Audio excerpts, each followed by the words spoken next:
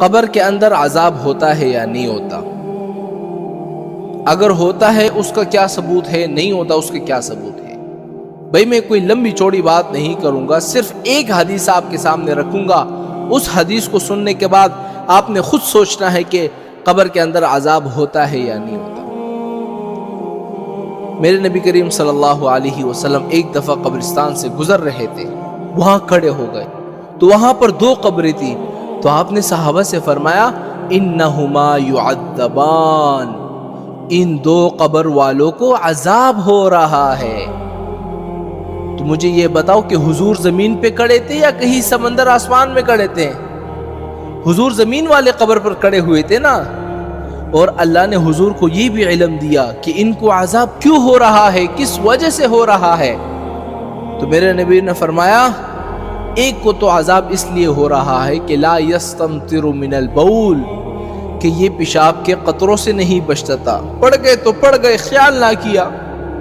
اور دوسرے کو عذاب اس لیے ہو رہا ہے کہ یمشی بن نمیمہ، کہ وہ چغل خور تھا، اس لیے ان کو عذاب ہو رہا ہے۔ تو عذاب اسی قبر میں ہوتا ہے نا جس میں ہم دفن کرتے ہیں۔ یہ سب سے بڑی دلیل ہے میرے حضور پاک کی کہ آپ نے خود فرمایا کہ ان دونوں قبر والوں کو عذاب ہو رہا ہے۔ تو پھر میرے نبی نے صحابہ کو حکم دیا کہ جاؤ وہ سامنے کھجور کی شاخیں ہیں نا، اس کو توڑ کے لاؤ۔ صحابہ گئے، کھجور کی جو شاخیں ہوتی ہیں، پتے، ان کو توڑ کے لائے۔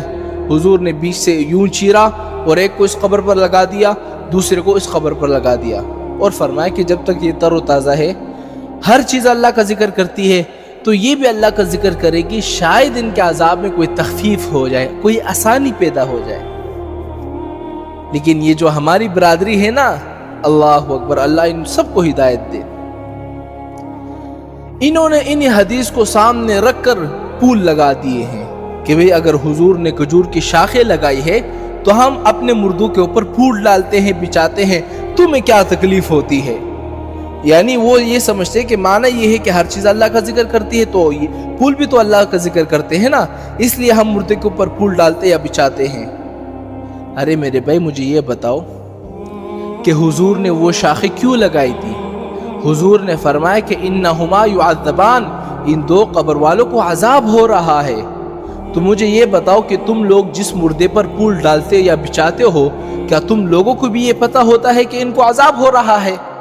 اس لیے ڈالتے ہو کہ شاید ان کے عذاب میں آسانی پیدا ہو جائے؟ اگر یہی تمہارا عقیدہ ہے، تمہیں مبارک ہو۔